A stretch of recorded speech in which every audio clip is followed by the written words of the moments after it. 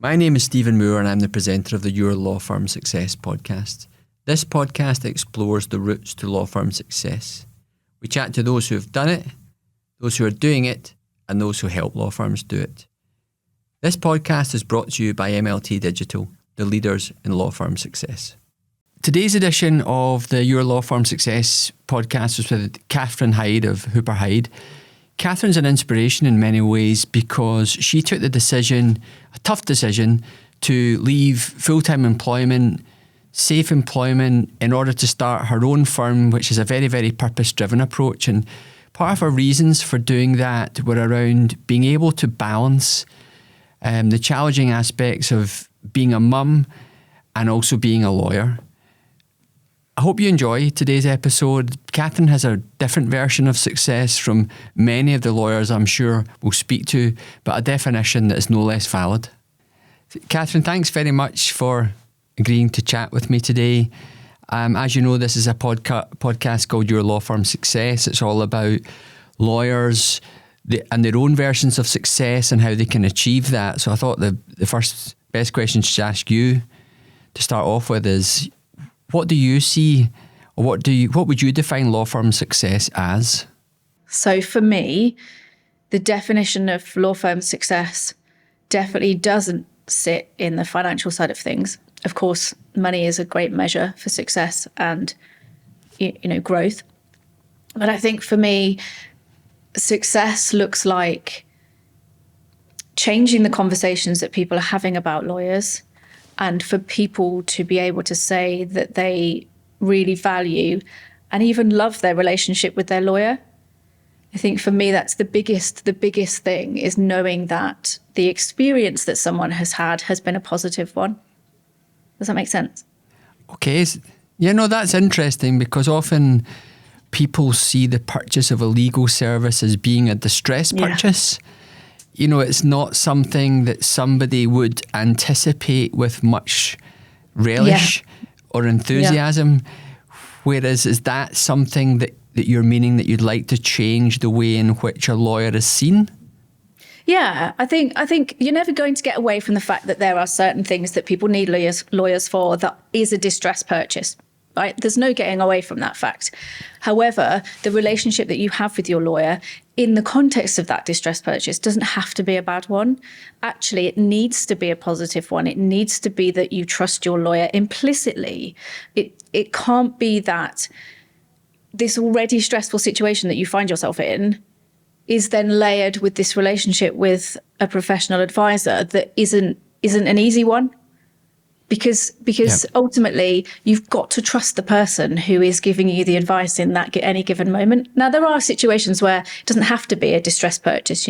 I will always be an advocate for someone getting their commercial agreements sorted properly so that they then don't need me to resolve a dispute later down the line. Or if they do need me, that resolution is a lot easier, because their commercial agreements are already in place that protect them to a certain extent, or have mechanisms in place to protect them.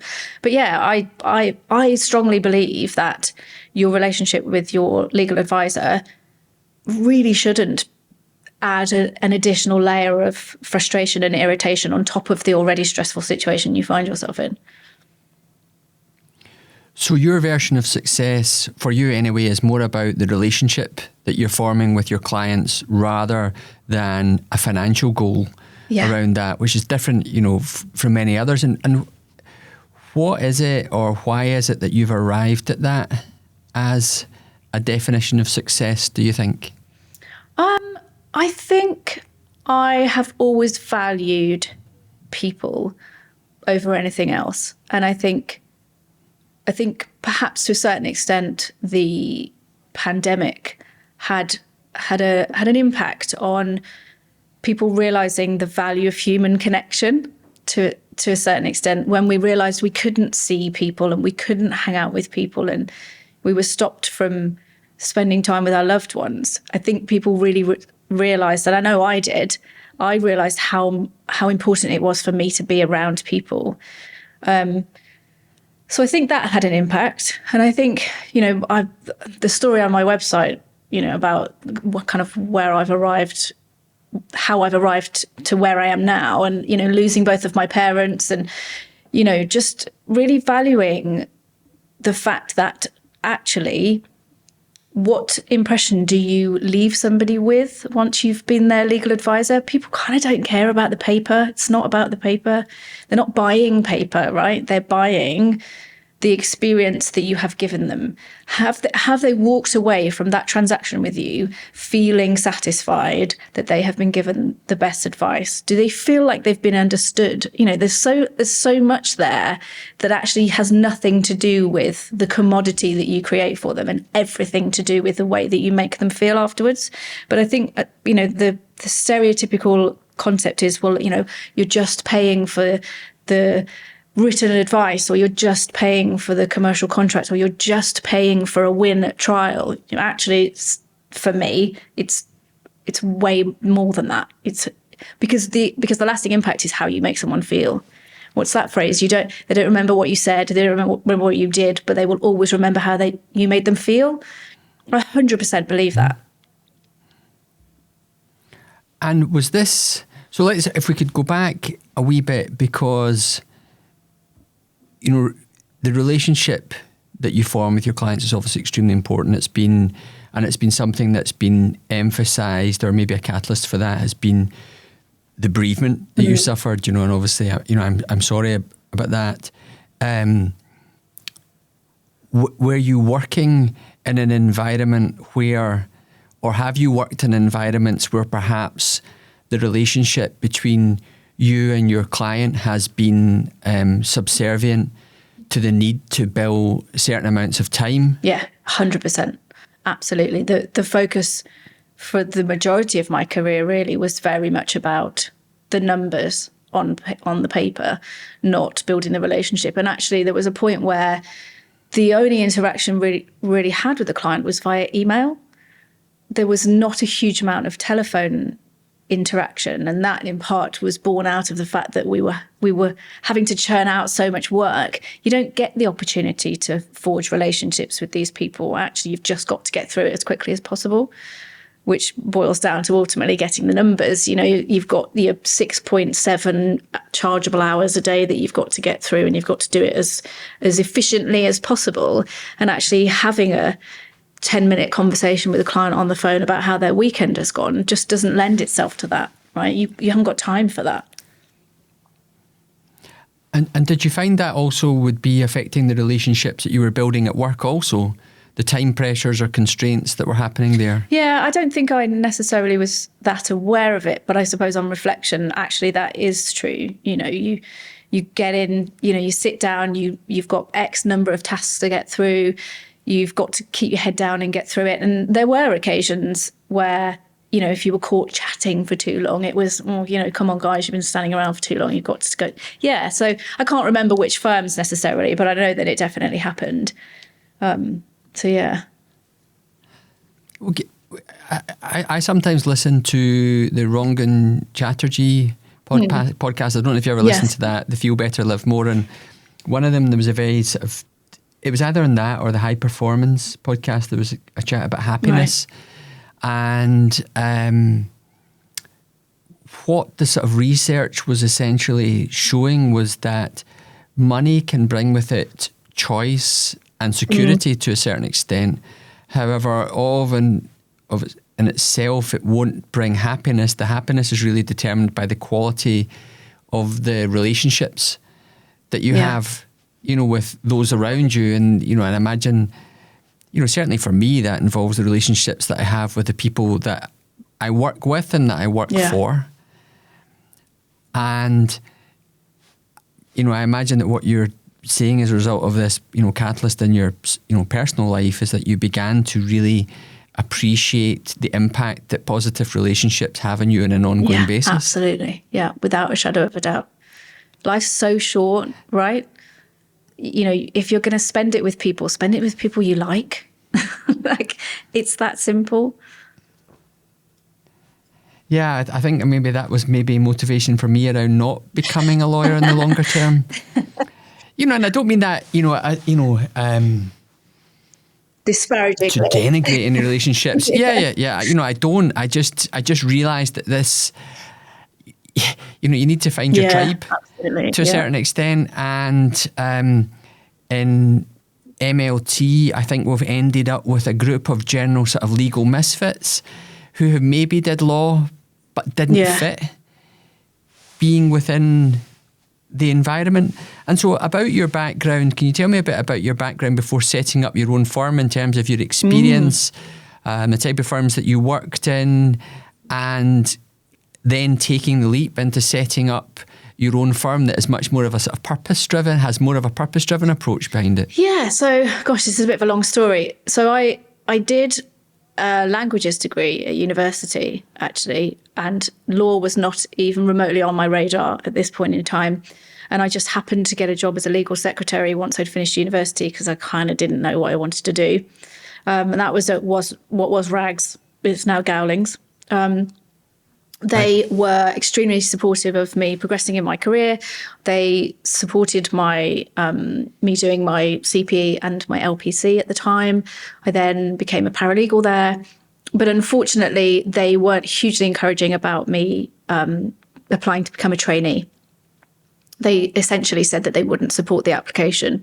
So I got a job somewhere else. And then when I handed my notice in, they said, oh, no, don't leave. We'll support your application. And I just said, look, you weren't prepared to support me before I had said I was leaving. So this isn't the kind of environment I want to work in. And I didn't leave on bad terms, but it was, you didn't support me then. You're not going to support me now. Like, I think our relationship is done. So I then went to Shakespeare's and qualified at Shakespeare's. And then on qualification, because we were still at the tail end of, the 2008 crash.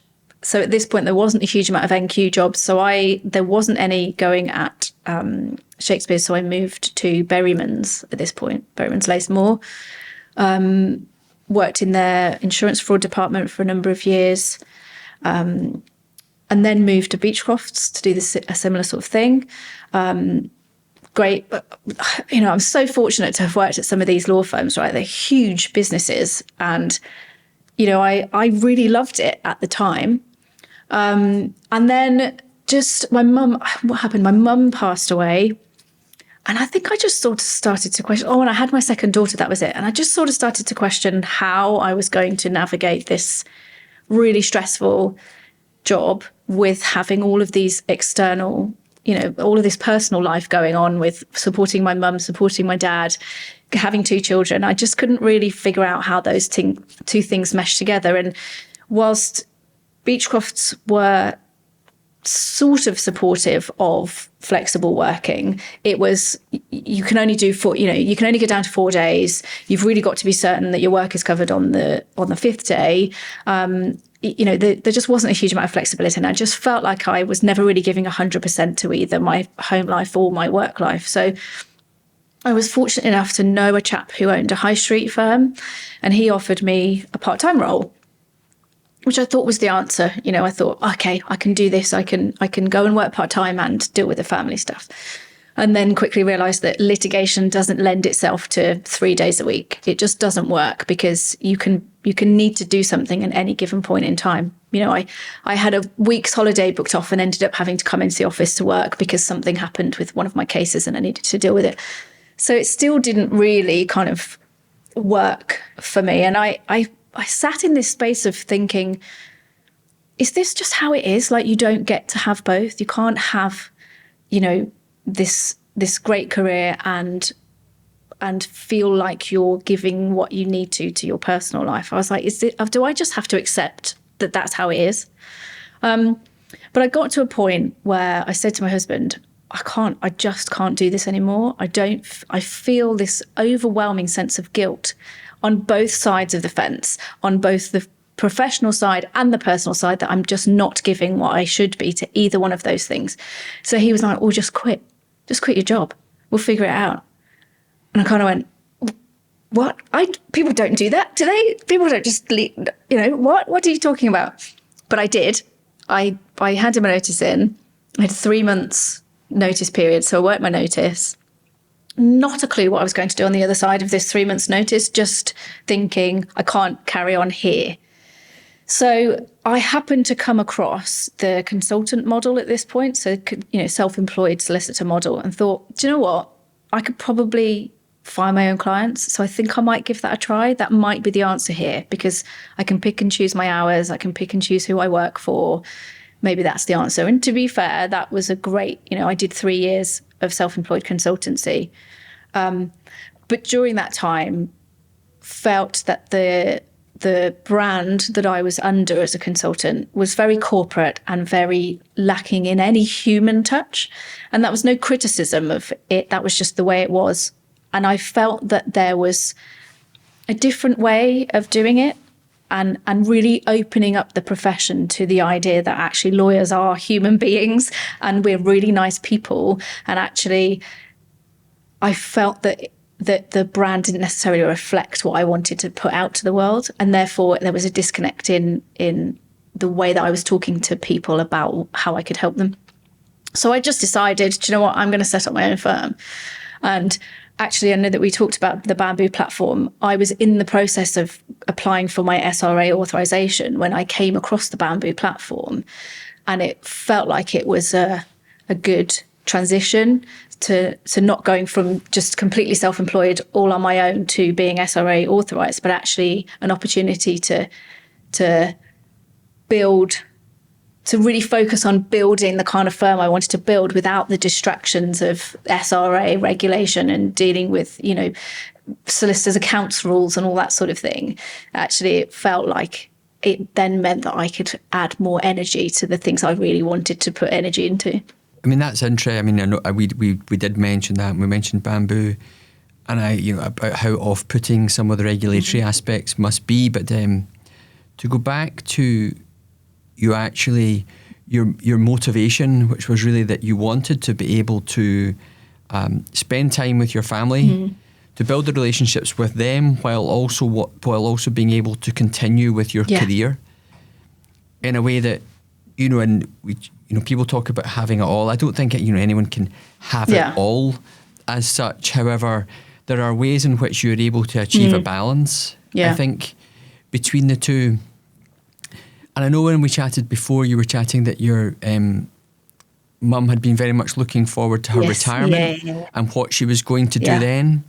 And obviously I don't want to go over anything that would upset you or anything, but we chatted a bit about that and how that impacted on your motivation now, which I think is quite a common one and an interesting one around law firm success, if you don't mind chatting a wee bit more about that. I've said it for so long that Mum worked so hard as a teacher and then a deputy head and then a head teacher. She really, really put her heart and soul into that job, and she was working crazy hours for the purpose of basically then having this lovely retirement pot that her and my dad could then go traveling the world, seeing all the places that they hadn't had a chance to see yet, and then she became ill. I think she was diagnosed around about her 59th birthday and passed away.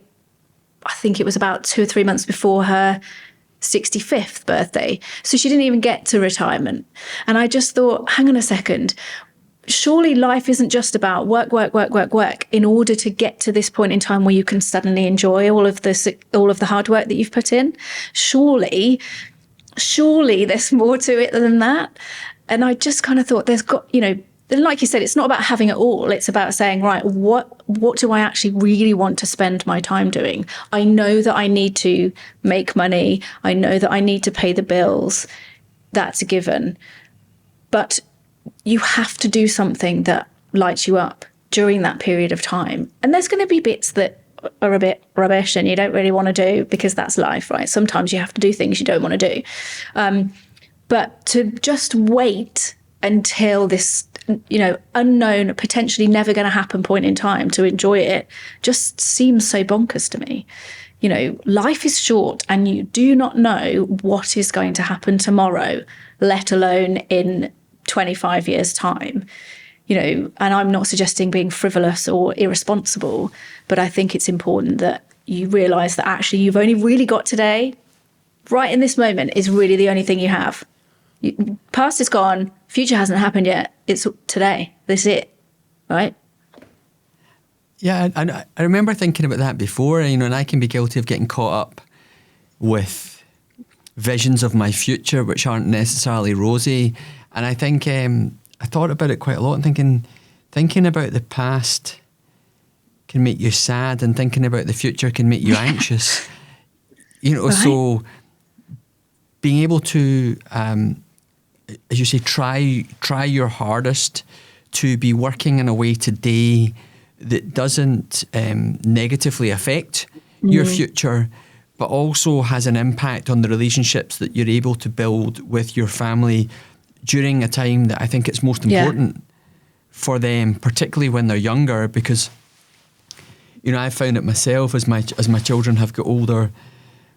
Yes, they need me less, but the relationships that I've managed to develop with them over the course of the past 19 years or whatever, maybe at points they'd wished I'd been at work more or had been out of the house more, but that wasn't the case. So, but now I feel freer actually to work on building my business more, because I think, well, actually they don't need me quite as much, and now I can do this, and I like it anyway.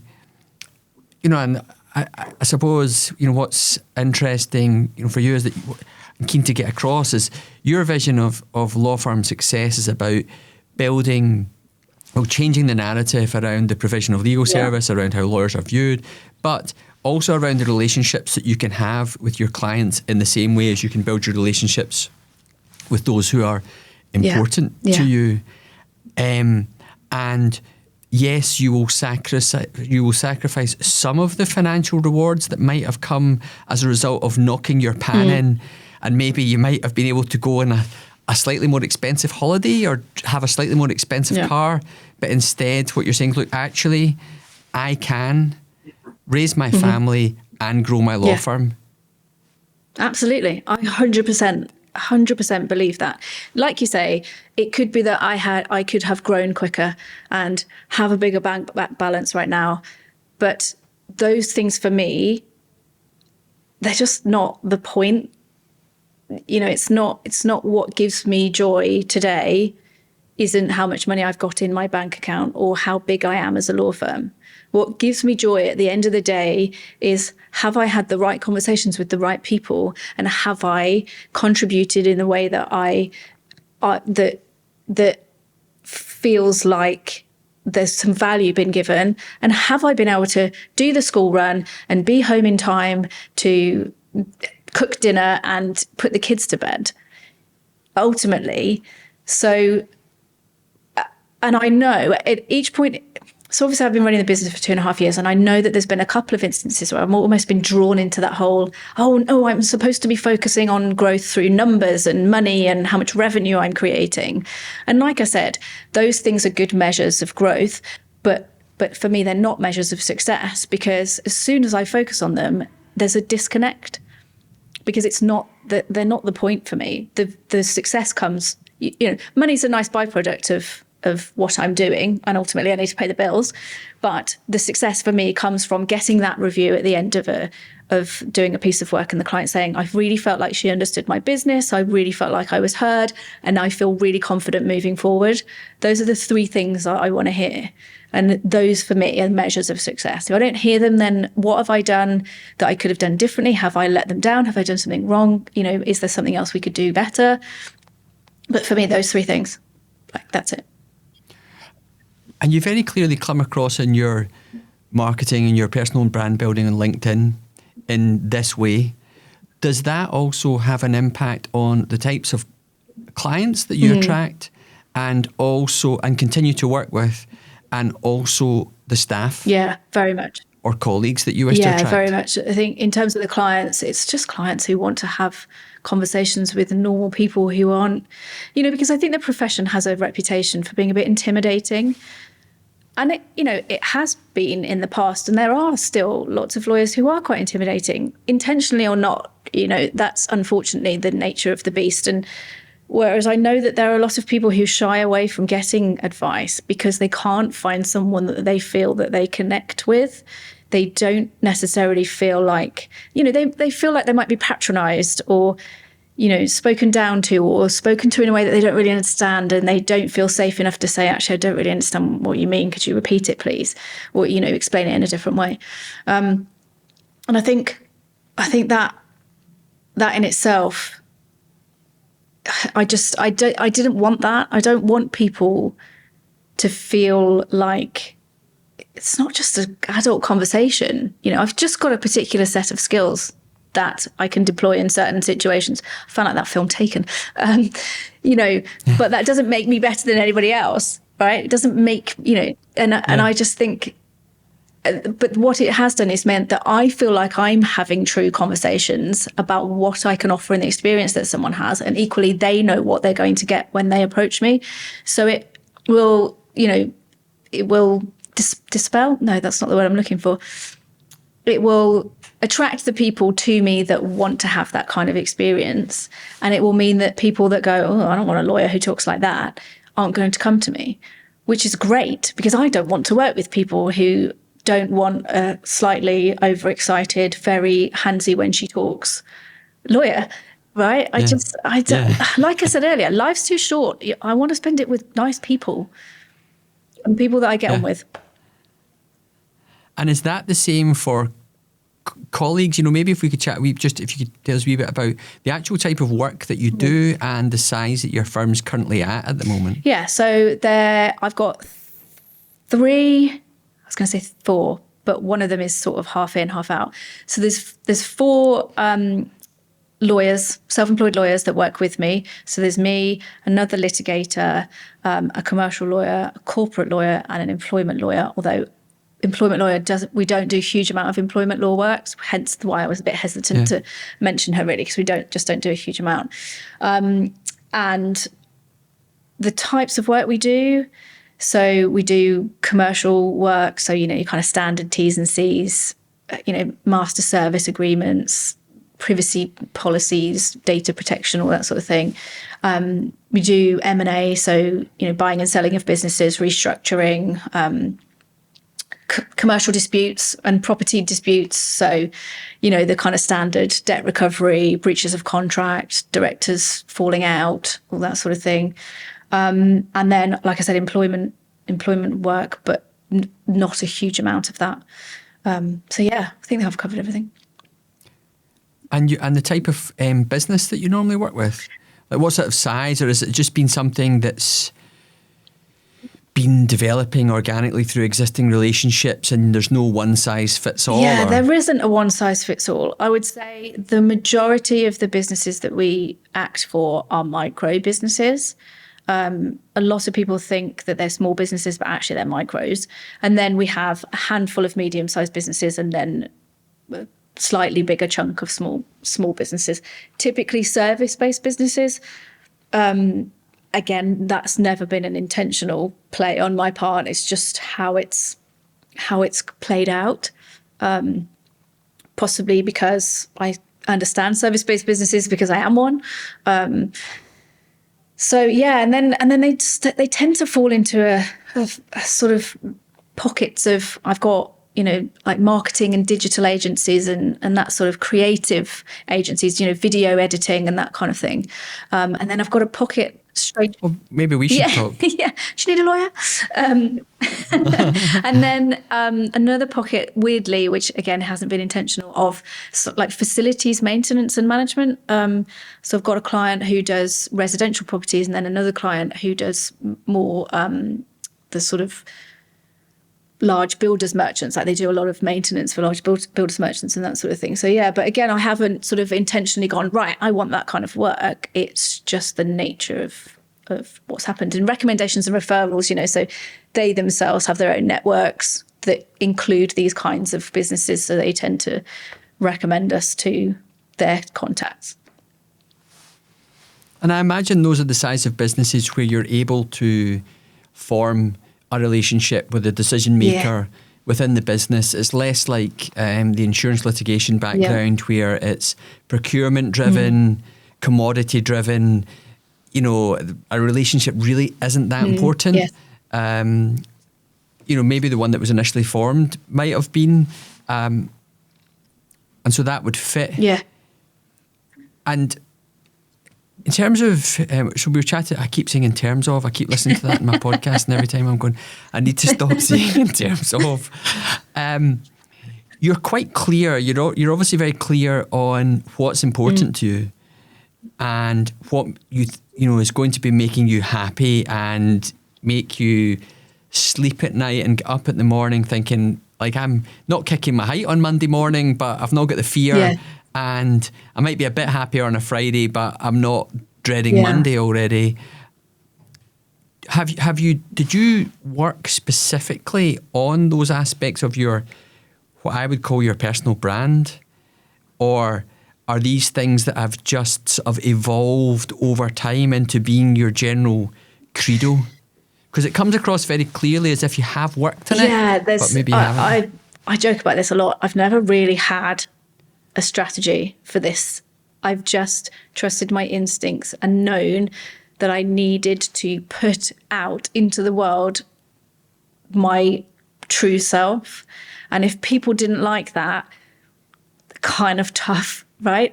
Because I had spent such a long time being a square peg in a round hole. You know, Catherine, you're too much, or you're too confident, you use your hands too much when you speak, you know, too much. That it was almost like it was bursting out. And I was like, I've just got to be who I am. And yeah, I just kind of trusted my instincts and went, well, this feels like the right thing to do. And there was a conscious decision to a certain extent when I first started out, because it was May 2021. We were still kind of in the throes of the pandemic. And I knew I needed to get in front of people quickly in order to build this business, because really I was going from a standing start. I had a handful of clients from when I was self-employed, but that was it. So there was a very conscious decision to go, right, I'm going to use LinkedIn to make sure that people know who I am, what I can do, and where they can find me. So I did make that decision. But in terms of the kind of content that I put out, there's no strategy behind any of it. It's just, right, I've happened to have had this conversation with some clients this week, so that feels like a relevant LinkedIn post. Or, okay, well, I was in Venice on Friday, so I'll post about that because people are nosy and like to know what you're doing in your day-to-day life, you know? So yeah, I've never really had a strategy for it. It's just, right, let's just put myself out to the world and see what happens. Yeah. No, I mean, it comes across strongly. I did do quite a lot of work on my personal brand a while ago, more to understand, you know, my reasons for doing certain things. And it's a way of codifying, I think, your beliefs and the way in which you want to interact with people, and then what content then fits within that. It doesn't end up, I suppose, what you don't want is a contrived situation. Yes. It has to feel very natural, but it sort of gives it a framework, which I find really useful. And in terms of hopes and dreams. Yes, hopes and dreams. What are your hopes and dreams? I mean, my hopes and dreams for my business is that it continues to grow, and that we will always get the feedback from clients that they're happy with the service that they're receiving. You know, I don't have a sort of, I must get to £5 million turnover within the next 5 years kind of goal. I set myself financial targets that are, you know, sort of vague, but in the right, in order to make this next decision I want to make, this is the revenue that we need to be bringing in. But I think for me, it's always been about creating space, right? It's always been about creating a space for great lawyers to do great work for great clients. That's really been it. So my hopes and dreams are that we just continue to do that, and we find better ways than the ways we might be doing it today to do that. You know, how can I was fortunate enough to go self-employed, and that really worked for me, having a young family and having parents who needed support. I want to create that space for people. I want people to be able to have that opportunity that I had. So yeah, my hopes and dreams are so woo, right, for a lawyer. You know, I'm not talking about like, oh, well, you know, I have to have X number of clients by this point in time. You know, it's about creating space. Yeah, but I think it's refreshing, Catherine. I think that's why it's been really good to have you on today, because everyone's version of success is different. There's no right and wrong. And I do think, traditionally for women coming in with a family at home, there's often been too much compromise there, and too much compromise in terms of what can be possible, and for you to be able to provide a model for others, I think is really inspiring, which is that, you can do a number of the things. Some aspects of each will suffer a little bit, but they don't have to suffer majorly, and the benefits far outweigh the negatives, and certainly they seem to have done for you so far. Absolutely. Yeah.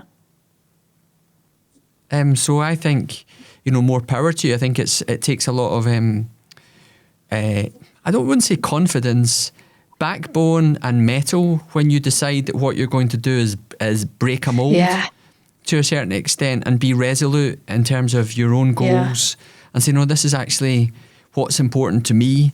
So I'm going to work out a way of doing that. It's going to involve elements of hard work and definitely some hard times, but ultimately, if I stick with it, it will come good. Yeah, it definitely felt very exposing in the beginning when I don't know how I told you this. I didn't actually tell anyone that I'd started my own business for a month, because I was too scared I was worried that people would judge me and go, oh, why does she think she can do that? And especially that way, like, that's ridiculous. I just assumed that all of my, ex-colleagues and my peers would just think I had lost my mind.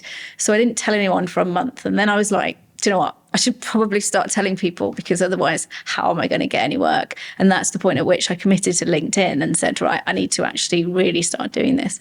But yeah, it is hard. It's hard to be, a human in a profession that wants you to be a perfectionist. And I think the profession is changing. I think there's a lot of firms. I know that the CEO of Shakespeare's is really keen on focusing, or at least putting some focus on the humanness of lawyers.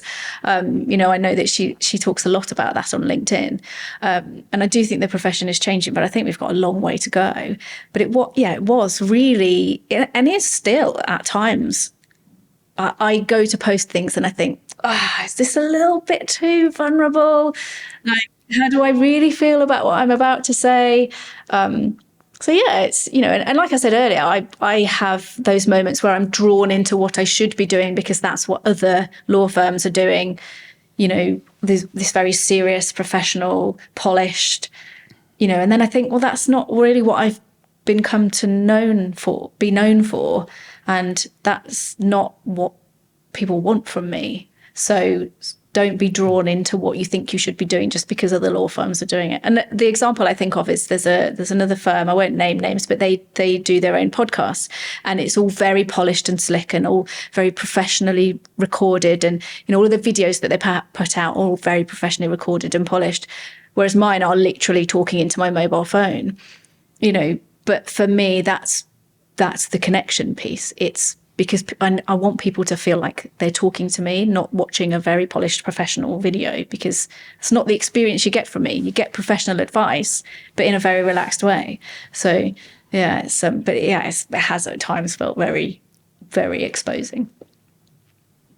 Well, you're over the worst, I'm sure now, and the most challenging bit of it, the most challenging bit of any business is getting it started and getting some momentum. Yeah.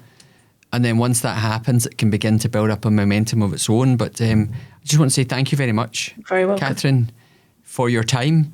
And I am certainly looking forward to watching your progress over the next while and listening to more of your content and watching more of your content on LinkedIn. Just finally, where can people find you? So I'm mostly, the easiest place is probably LinkedIn because I'm always logged into it.